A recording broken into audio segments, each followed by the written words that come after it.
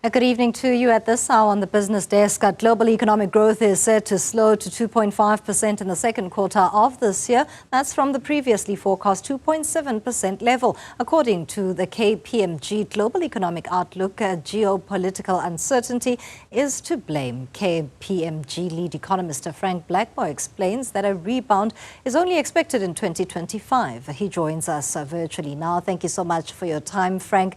Talk us through exactly why is the justification for yet another lower level of a forecast when it comes to global economic growth.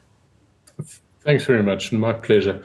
I think it all comes down to an elegant term known as the slower expected glide path of interest rate reductions of the Fed and elsewhere around the world.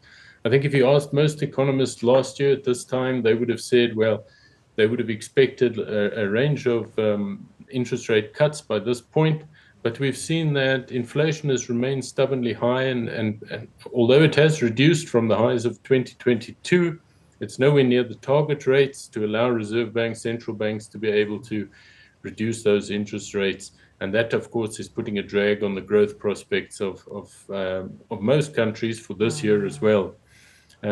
We know that as you mentioned in your introduction, one of the main reasons for this has been broadly known geopolitical tensions, from the war in the Ukraine, the unrest in the Middle East.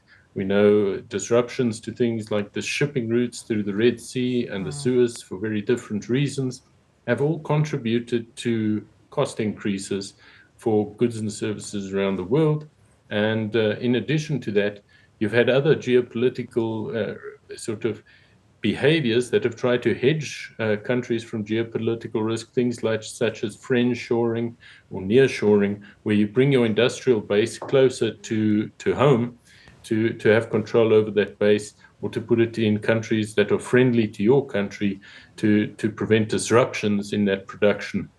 And all of these things, of these things add costs globally. And we're seeing that in these sort of persistent levels of inflation around the world. We see a very similar picture in South Africa and the domino effect. I'm interested in finding out what that is going to look like for the country.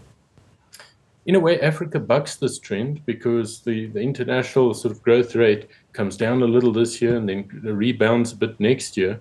But Africa as a region is going to increase growth over the 3-year period, from last year to this year and into next year. The reason for that in South Africa has been better than expected electricity supply. I think when most folks made their predictions for growth in South Africa for this year, we continued the disruptions that we had experienced towards the end of last year, especially with power. And we haven't had that. You guys have broadly sort of had the news about the 100 days continuing, and that has obviously been an uptick on growth. The problem is, even for this year, we only see 1.2% growth, and that is way below even the average we saw up to COVID-19, the 10-year average of about 1.7, and way lower than what's required to do something about economic inclusion, reducing poverty, unemployment, etc. For that, we need higher rates of growth. Lastly, is there any way of insulating the impact that you've just explained going into the remainder of this year? Well, I think it's going to happen in a way naturally by itself, as long as we don't get additional shocks into the system. In other words, additional reasons for keeping prices high.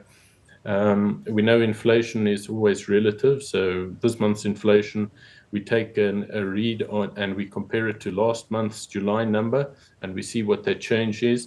And so if there are no additional increases in price level, then you get a gradual decrease. We've reduced from about 7.8 in July of 2022 to the current rates just around 5%, and we see that continuing towards the end of the year. At the end of the year, we still expect 1 or 2 interest rate decreases in time for Christmas.